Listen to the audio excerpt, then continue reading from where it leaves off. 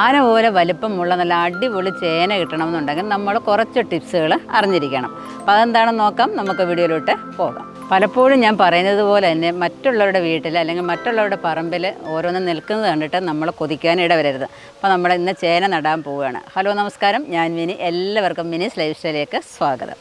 ഇന്നത്തെ നമ്മുടെ വീഡിയോ എന്ന് പറയുന്നത് ഇപ്പം മകരമാസമാണിത്. മകരമൊക്കെ തീരാറായി വരുന്നു, കുംഭമൊക്കെ തുടങ്ങാനും ഒക്കെ ആയി വരുന്നുണ്ട്. അപ്പം മകരത്തിലും കുംഭത്തിലും ഒക്കെ ആയിട്ട് നമുക്ക് ചേന നടാം. അപ്പോൾ ഞാനിപ്പോൾ ഇപ്രാവശ്യം ഒന്ന് നേരത്തെ നടാമെന്ന് വിചാരിക്കുകയാണ്.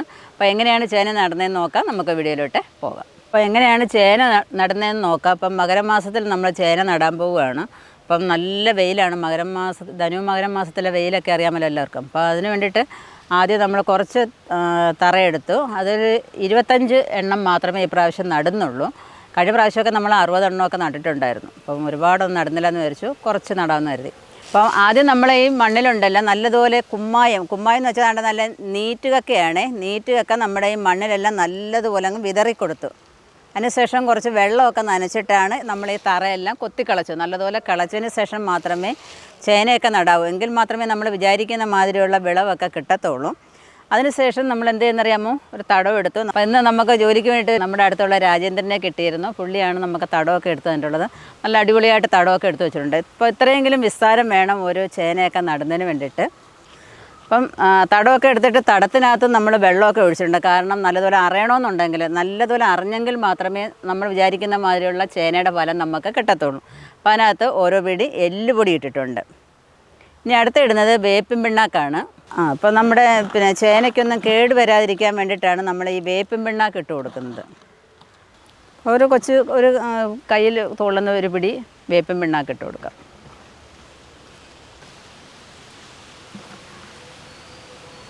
ഒരുപാടൊന്നും ഉണ്ടാക്കിയാലും ആരും കഴിക്കാനില്ലല്ലോ. അപ്പോൾ അത്യാവശ്യത്തിനൊക്കെ എല്ലാം നടണം. എല്ലാ ഇടപെടലും നമുക്ക് നടണം. എങ്കിലങ്ങ് ഒരുപാടും ആവരുത്. വിൽക്കാം എന്നൊക്കെ പ്ലാനൊക്കെ ഉണ്ടെങ്കിൽ എത്ര നടുന്നതിനും വസ്തുക്കളൊക്കെ ഉണ്ടെങ്കിൽ എത്ര വേണമെങ്കിലും നമുക്ക് എല്ലാ വിളകളും നമുക്ക് നടാവുന്നതാണ്. തന്നെയല്ല, ഇപ്പം ജോലിക്കൊന്നും ആളിനെ കിട്ടാത്തതുകൊണ്ട് അതാണ് ഏറ്റവും വലിയൊരു ബുദ്ധിമുട്ടെന്ന് പറയുന്നത്. അപ്പം നമുക്ക് തന്നെ ചെയ്യാമെന്നുണ്ടെങ്കിൽ മാത്രം ഇനി കൃഷിയൊക്കെ ചെയ്താൽ മതി. അങ്ങനെയുള്ളൊരു കാലം വന്നിരിക്കുക ഇല്ലേ രാജേന്ദ്ര? ജോലിക്ക് ആളില്ല. അപ്പോൾ ഇനി നമ്മുടെ കപ്പലണ്ടി പിണ്ണാക്ക്, കടലപ്പിണ്ണാക്ക്, കപ്പലണ്ടി പിണ്ണാക്ക് എന്നൊക്കെ പറയും. അതും ഓരോ നുള്ളു വീതം അതും കൂടെ ഓരോ കൊച്ചു കൈപ്പിടി വീതം അതും ഇട്ട് കൊടുക്കാം. അപ്പോൾ ഇതൊക്കെ നമ്മുടെ കയ്യിലിപ്പോൾ ഇരുന്നത് കൊണ്ടാണ് അതൊക്കെ ഇടുന്നത് കേട്ടോ. അപ്പോൾ അല്ലെന്നുണ്ടെങ്കിൽ ചാണകം ഇട്ട് അങ്ങനെ ചെയ്യാം, ചാരം ഇട്ട് അങ്ങനെ കളയാം. നമ്മുടെ കൈവശം എന്താണോ വളം ഉള്ളത്, കോഴിവളമാണെങ്കിൽ അങ്ങനെ ഏതൊരു വളം ഇട്ടാലും ഈ മകരമാസത്തിലൊക്കെ നമ്മൾ നല്ലതുപോലെ വെള്ളം ഒഴിച്ചു കൊടുക്കണം കേട്ടോ. ആഴ്ചയിൽ ഒരു 3 ദിവസമെങ്കിലും ചേനയ്ക്ക് വെള്ളം ഒഴിച്ചു കൊടുക്കണം. പിന്നെ മഴയൊക്കെ പെയ്ത് കഴിഞ്ഞാൽ പിന്നെ നമ്മൾ വെള്ളം ഒഴിച്ചില്ലെങ്കിലും കുഴപ്പമില്ല.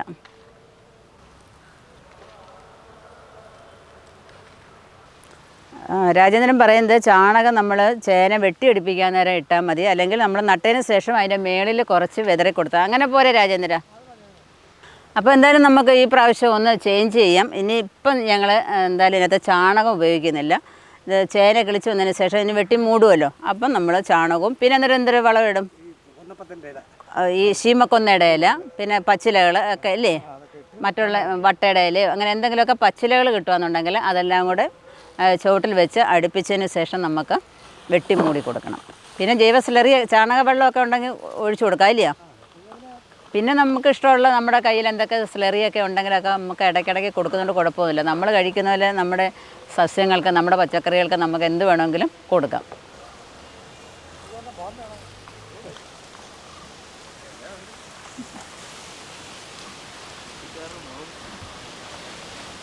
അപ്പം നമ്മൾ ഇവിടെ എല്ലാം കളച്ചപ്പോൾ ഉണ്ട്, നമ്മൾ ഇതേപോലെ കുമ്മായം ഇങ്ങനെ വിതറി കൊടുക്കുമായിരുന്നു. കുമ്മായം എന്ന് വെച്ചാൽ നമ്മുടെ നീറ്റുകയൊക്കെ ഇങ്ങനെ അങ്ങോട്ട് വിതറി കൊടുത്തതിന് ശേഷം നമ്മൾ വെള്ളം തളിച്ചിട്ട് പിന്നെ കളച്ചത്.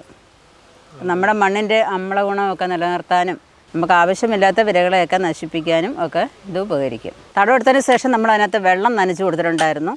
അതുകൊണ്ടാണ് ഇത്രയും നല്ലതുപോലെ അറിയാനായിട്ടൊക്കെ പറ്റുന്നത് കേട്ടോ. അല്ലെങ്കിൽ കൊട്ടത്തറയായിട്ട് കിടക്കും, നമുക്ക് അറിയാനൊന്നും പറ്റത്തില്ല. അതിനകത്തോട്ട് ഈ വളം ഇട്ട് കൊടുത്തതിന് ശേഷം 4 ചുറ്റും നല്ലതുപോലെ അറിഞ്ഞെടുക്കണം.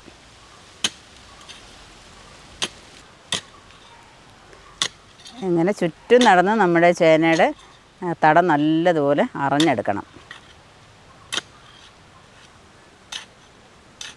കഴിഞ്ഞ പ്രാവശ്യം നമ്മൾ ഒരുപാട് ചാണകം ഇട്ടായിരുന്നു നട്ടത്. അപ്പം നമുക്ക് അതിനകത്ത് കേട് കൂടുതലായിട്ട് തോന്നി കേട്ടോ.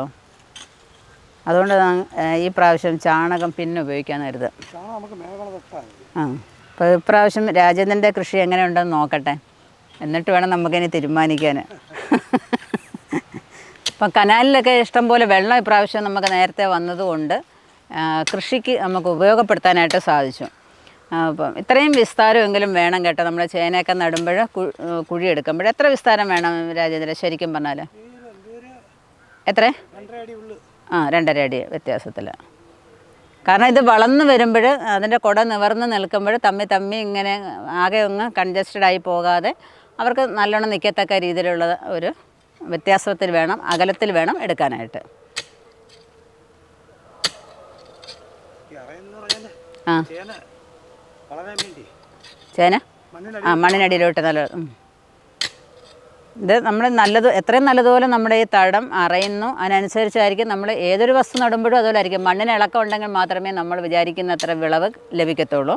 അപ്പോൾ ചേനയും നല്ലൊരു സംഭവമാണല്ലോ ചേന എന്ന് പറയുന്നത്. നല്ല വിസ്താരത്തിൽ ഇങ്ങനെ കിട്ടും, ഒരു ഉരുളി വലിപ്പത്തിലാണല്ലോ കിട്ടുന്നത്. അപ്പം അതിന് നല്ലതുപോലെ അതിൻ്റെ വിളവ് ലഭിക്കാനായിട്ട് എന്ന് വെച്ചാൽ ചേന വളരാനായിട്ടാണ് ഈ തടം ഇങ്ങനെ കൊത്തി അറിഞ്ഞെടുക്കുന്നത്.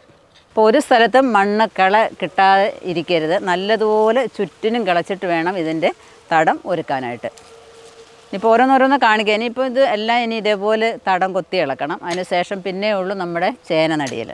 പിന്നെയെന്ന് പറഞ്ഞാൽ നമ്മൾ ഈ ചേനയൊക്കെ നടുമ്പോൾ തടമൊക്കെ എടുത്തതിന് ശേഷം, പണ്ടൊക്കെ ഞങ്ങളുടെ വീട്ടിൽ വല്യപ്പച്ചനൊക്കെ ഉള്ള കാലത്തൊക്കെ ചെയ്യുമായിരുന്നു. ഞങ്ങളും ചെയ്തിട്ടുണ്ട് അങ്ങനെ കേട്ടോ. അന്നൊക്കെ നല്ല വലിയ ചേന കിട്ടിയിട്ടുണ്ടായിരുന്നു. അപ്പോൾ സമയക്കുറവ് കൊണ്ട് മാത്രം ഞങ്ങൾ കാണിക്കുന്നതാണ്. ഇപ്പം ഈ തടത്തിനകത്ത് നല്ലതുപോലെ ഓരോ കൊട്ട കരിയില ഇട്ടിട്ട് കത്തിക്കുമായിരുന്നു. അപ്പം ആ തടത്തിൽ പിന്നെന്താണ് എല്ലാ അണുബാധയൊക്കെ ഉണ്ടെങ്കിൽ അതെല്ലാം നശിച്ചിട്ട് നമുക്ക് നല്ല ചേന ലഭിക്കാനായിട്ട് നല്ലതുപോലെ ചേന കിട്ടും.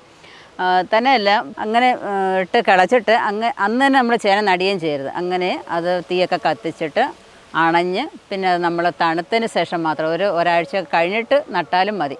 അങ്ങനെ ആകുമ്പോഴാണ് ആ ചേന നല്ല വലുപ്പത്തിൽ നമുക്ക് വളർന്നു കിട്ടുന്നത്.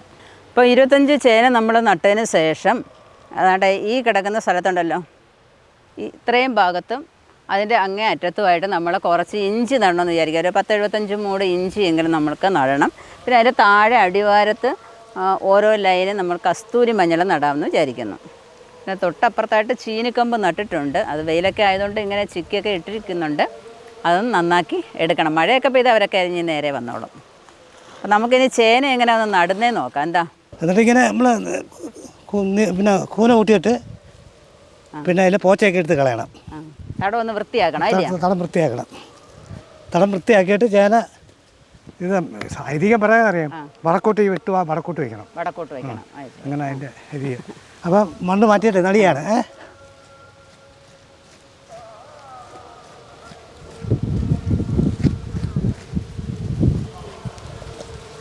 എന്നിട്ട് മണ്ണ് മൂടിയിട്ട് ചവിട്ടണം. നല്ല ഭംഗിയായിട്ട് ചവിട്ടി അത്ര നല്ലത്. അതിനകത്ത് ചേന വലിപ്പം കിട്ടുമെന്നാണ് പറയുന്നത്. ചേനയെ ചവിട്ടി ഉറപ്പിക്കുക. അതിനുശേഷം വീണ്ടും മണ്ണിട്ട് കൂന കൂട്ടി വെക്കണം അല്ലേ? അതിന് കൊച്ചു തൂമ്പ വേണ്ടേ? വേണ്ട, ഇത് മതി. കൈ കൊണ്ടേ വൃത്തിയാക്കി എന്നിട്ട് ഇതിൽ കരിയില ഇടണം. കരിയില ഇട്ട് കാണിക്കാം. എന്നിട്ട് നമ്മൾ വേസ്റ്റ് കരിയില കേട്ടോ, കരിയില ഇട്ട് തണുപ്പിന് വേണ്ടി എല്ലാ തടത്തിലും നമ്മളിന് കരിയില വേണം. അതെ, അതിന് ഇടാം. പ്ലാസ്റ്റിക് ഒന്നും കാണരുത്. പ്ലാസ്റ്റിക് ആയ വെള്ളം ഭൂമി പിടിക്കത്തില്ല. പ്ലാസ്റ്റിക്കേ പ്ലാസ്റ്റിക് ഒന്നും ഇടത്തില്ല, കരിയില മാത്രം. എന്നിട്ട് വെള്ളം ഒഴിച്ചു കൊടുക്കണം. വെള്ളം ഒഴിച്ചു കൊടുക്കുമ്പോൾ ആഴ്ചയിൽ 3 വട്ടം ഒഴിക്കണം. ആഴ്ചയെ ഒരു 3 പ്രാവശ്യം ഒഴിച്ചാൽ മതി. പിന്നെ ഈ കരിയിലേക്ക് തണുപ്പ് വയ്ക്കും. പിന്നെ നമുക്ക് കറി ഇടാൻ നോക്കി നടണമെന്ന് പറയുന്നതിനകത്ത് എന്തോ ഐതിഹ്യം എന്തോ എൻ്റെ അടുത്ത് പിന്നെ നമ്മുടെ കുളങ്ങരയിലെ അമ്മയാണ് പറഞ്ഞത്. ഒരു പണ്ടത്തെ കർഷകരില്ലേ, അപ്പോൾ അവർ ഇങ്ങനെ പറഞ്ഞു തന്നെ വടക്കോട്ട് ഇങ്ങനെ വെട്ടുവാകും. അതെന്തോ സൂര്യപ്രകാശം. കഴിഞ്ഞ പ്രാവശ്യം ഞാൻ കിഴക്കോട്ട് നോക്കിയാ വെച്ചത്. ഇതിപ്പോൾ കന്നിമലയിലാണ് വെച്ചിരിക്കുന്നത്. ഇത് കന്നിമലയത്. കന്നിമലയ്ക്ക് വസ്തുവിനെ കന്നിമലയത്. കന്നിമലയാണ് തുടങ്ങിയത്. ഇപ്പം ഞാൻ നേരത്തേലും കേട്ടിട്ടുണ്ട് ചേന വടക്കോട്ട് നോക്കി വെക്കണമെന്നുള്ളത്. അപ്പം എന്തായാലും ഇപ്രാവശ്യം രാജേന്ദ്രൻ വടക്കോട്ട് തന്നെയാണ് വെച്ചേക്കുന്നത്. കഴിഞ്ഞ പ്രാവശ്യം ഞാൻ കിഴക്കോട്ട് നോക്കി വെച്ചിരുന്നു. അപ്പം കരിങ്കേടൊക്കെ വന്നു. ഇനി അതുകൊണ്ടാണോ എന്ന് എനിക്കറിയത്തില്ല. കർഷകരുടെ ഒരു കണക്കൂട്ടലുണ്ട് ഇതിന്. എന്തെങ്കിലും കാര്യം കാണുമായിരിക്കും അതിനകത്ത്. അപ്പം എന്തായാലും നിങ്ങളും നടുമ്പോൾ ഇപ്രാവശ്യം വടക്കോട്ട് തന്നെ നോക്കി വെച്ചോളൂ കേട്ടോ. വടക്കോട്ടെന്ന് പറഞ്ഞാൽ ഈ വെട്ടുഭാഗമില്ലേ, വടക്കോട്ട് അത് തന്നെ നമ്മുടെ ചേനയുടെ വെട്ടിയ ഭാഗം വടക്കോട്ട് നോക്കി ഇരിക്കുക. ഇപ്പം ഇപ്രാവശ്യം രാജേന്ദ്രൻ പറയുന്നത് അടുത്ത പ്രാവശ്യം നല്ല അടിപൊളി ചേനയായിരിക്കുമെന്ന്. രാജേന്ദ്രൻ്റെ നാവ് പൊന്നായിരിക്കട്ടെ. അപ്പം നല്ല ചേനയൊക്കെ കിട്ടട്ടെ. ഇപ്പം നട്ട രീതിയൊക്കെ നിങ്ങൾക്ക് മനസ്സിലായി കാണുമെന്ന് വിചാരിക്കുന്നു. അപ്പോൾ ആദ്യം നമ്മൾ തടം കിളച്ചതിന് ശേഷം നമ്മുടെ ചേന എടുത്ത് ഇവിടെ തടത്തിൻ്റെ മേളിൽ കൊണ്ടുവെക്കുക. എന്നിട്ട് നല്ലതുപോലെ തടത്തിലെ മണ്ണൊക്കെ ഒരുക്കിയതിന് ശേഷം നടുക്ക് ഒരു പിള്ളക്കുഴി, ഒരു കൊച്ചു കുഴി എടുക്കുക. എന്ന് വെച്ചാൽ ചേന അതിനകത്ത് വെക്കത്തക്ക രീതിയിലുള്ള ഒരു കുഴി എടുക്കുക. ചേനയൊക്കെ കട്ട് ചെയ്യുന്നതൊക്കെ വീഡിയോ നേരത്തെ കാണിച്ചിട്ടുള്ളതാണ്. ഇപ്പം അതൊക്കെ കാണാത്തവരൊക്കെ ഉണ്ടെങ്കിൽ ആ വീഡിയോ ഒന്ന് കണ്ടു നോക്കുക. ഒരു 2 കിലോയെങ്കിലും വേണം ഒരു ചേന, അല്ലേ? 2.5 കിലോയാണ് ഒരു വിത്തിന്. 2-2.5 കിലോയെങ്കിലും വേണം നമ്മൾ കട്ട് ചെയ്യുന്ന പീസിന്. ചിലരൊക്കെ പറയും ചിലർ പറയും 1 കിലോ ഒക്കെ മതിയെന്ന് പറയും. പക്ഷേ നമ്മൾ എത്രമാത്രം ചെറുതാക്കുന്നോ അതിനനുസരിച്ചുള്ള ചേനയായിരിക്കും നമുക്ക് കിട്ടുന്നത്. ഇച്ചിരി വലിപ്പമുള്ള ചേനയാണെന്നുണ്ടെങ്കിൽ അതിനനുസരിച്ചുള്ള വലിപ്പമുള്ള ചേന നമുക്ക് കിട്ടിയിരിക്കും. അപ്പം എടുക്കുന്ന വിത്തിനകത്തും ഉണ്ട് കേട്ടോ, അളവിൻ്റെ വ്യത്യാസത്തിലും നമ്മൾക്ക് കിട്ടുന്നതായ ഫലം കൂടുതലും കുറവൊക്കെ കിട്ടും. അതിനകത്ത് നമ്മൾ വിഷമിക്കേണ്ട കാര്യമൊന്നുമില്ല. പിന്നെ ഇതേപോലെ ചേനയൊക്കെ നടാനായിട്ട് ശ്രമിക്കുക. അപ്പം നമ്മുടെ ചേനയെല്ലാം ഏകദേശം നട്ട് കഴിഞ്ഞു. ഇനി അടുത്ത ഘട്ടം എന്ന് പറയുന്നത് ഇതിനകത്തെല്ലാം കരിയില ഇട്ട് കൊടുക്കണം. അല്ല, ചേനയെല്ലാം നട്ടതിന് ശേഷം എല്ലാത്തിലും കരിയില ഇട്ടിട്ടുണ്ട്.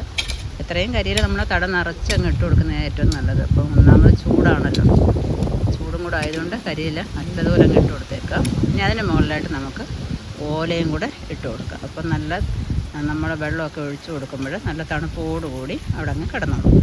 അപ്പോൾ എല്ലാ തടത്തിലും നമ്മൾ കരിയില ഇട്ട് കൊടുത്തിട്ടുണ്ട്. കരിയില ഇട്ടതിന് ശേഷം നമ്മൾ ഓലമടലും കൂടെ വെട്ടി അതിൻ്റെ മുകളിലിട്ടിട്ടുണ്ട്. ഇനിയിപ്പം നമ്മൾ ആഴ്ചയിൽ 3 ദിവസം വെള്ളമൊക്കെ ഒഴിച്ച് കൊടുക്കുക. അപ്പം ഈ കരിയിലയും ഓലയൊക്കെ ഇട്ടേക്കുന്നത് കൊണ്ട് അത് വെള്ളമൊന്നും ഈർപ്പമൊന്നും നഷ്ടപ്പെടാതെ ഇങ്ങനെ കിടന്നിട്ട് പെട്ടെന്ന് തന്നെ നമ്മുടെ ചേന ഇങ്ങ് കിളിച്ച് വന്നോളും. അപ്പം നമ്മൾ ഈ ചേനയൊക്കെ നട്ട വീഡിയോ നിങ്ങൾക്ക് ഇഷ്ടപ്പെട്ടു കാണുമെന്ന് വിചാരിക്കുന്നു. അപ്പോൾ നമ്മുടെ ചേന നമ്മൾ കട്ട് ചെയ്യുമ്പോൾ ഒരു 4-5 കിലോ ഒക്കെ ഉള്ളതെന്നുണ്ടെങ്കിൽ നമുക്കതിനെ 3 ആക്കി മുറിക്കാം. അതല്ല ഒരു 4 കിലോ ഉള്ളതെന്നുണ്ടെങ്കിൽ, അല്ലെങ്കിൽ ഒരു 3 കിലോ ഉള്ളതെന്നുണ്ടെങ്കിൽ അതിനെ 2 ആക്കി മുറിക്കുന്നതായിരിക്കും നല്ലത്. അപ്പോൾ ഈ കാര്യം കൂടെ ഒന്ന് ശ്രദ്ധിക്കാനായിട്ട് ശ്രമിക്കാം. അപ്പോൾ ഈ വീഡിയോ നിങ്ങൾക്ക് ഇഷ്ടപ്പെട്ടു കാണുമെന്ന് വിചാരിക്കുന്നു. ഇതേപോലെ നിങ്ങൾക്കും കൃഷികളൊക്കെ ചെയ്യണമെന്ന് ഒരുപാട് ആഗ്രഹം കാണും. ഇപ്പം പറമ്പില്ലാത്തവർക്ക് ചാക്കിലോ അതുപോലെ സഞ്ചിയിലോ ഗ്രോ ബാഗിനകത്തോ ഒക്കെ നിങ്ങൾക്ക് നടാവുന്നതാണ്. അപ്പം ഇതും അതേപോലെ തന്നെയാണ്. ചാക്കിൻ്റെ വലിപ്പം അനുസരിച്ചും നമ്മുടെ വിത്തിൻ്റെ വലിപ്പം അനുസരിച്ചും ഇത് വലുതും ചെറുതും ഒക്കെ ആയിക്കൊണ്ടേയിരിക്കും. അതുപോലെ നിങ്ങൾക്ക് വിത്തുകൾ ഗ്രോ ബാഗുകളൊക്കെ കിട്ടുന്നില്ല എന്നുണ്ടെങ്കിൽ നമ്മുടെ വെബ്സൈറ്റായ minis-lifestyle.com വിസിറ്റ് ചെയ്യാന്നുണ്ടെങ്കിൽ നിങ്ങൾക്ക് ആവശ്യമുള്ളതായ വിത്തുകളും ഗ്രോ ബാഗും ഒക്കെ നിങ്ങൾക്ക് വാങ്ങിക്കാവുന്നതാണ്. അപ്പം നിങ്ങൾക്ക് ഈ ചേനക്കൃഷി ഇഷ്ടപ്പെട്ടാണെന്ന് വിചാരിക്കുന്നു. അപ്പം നിങ്ങളും ഇതേപോലെ ചേനക്കൃഷി ഒരു 5 എണ്ണമെങ്കിലും നിങ്ങൾ നടാനായിട്ട് ശ്രമിക്കുക. എൻ്റെ ചാനൽ ആദ്യമായിട്ട് കാണുന്നവരാണെന്നുണ്ടെങ്കിൽ ഒന്ന് സബ്സ്ക്രൈബ് ചെയ്തിട്ട് കാണാനായിട്ട് ശ്രമിക്കുക. അപ്പം ചേന വീഡിയോ ഒക്കെ ഇനി നടാൻ ആഗ്രഹിക്കുന്നവർക്കൊക്കെ ഈ വീഡിയോ ഒന്ന് ഷെയർ ചെയ്ത് കൊടുത്താൽ എല്ലാവർക്കും ഉപകാരപ്പെടുന്നതായിരിക്കും. അപ്പോൾ അടുത്ത വീഡിയോ കാണുന്നവരെ ഞാൻ മിനി. നന്ദി, നമസ്കാരം.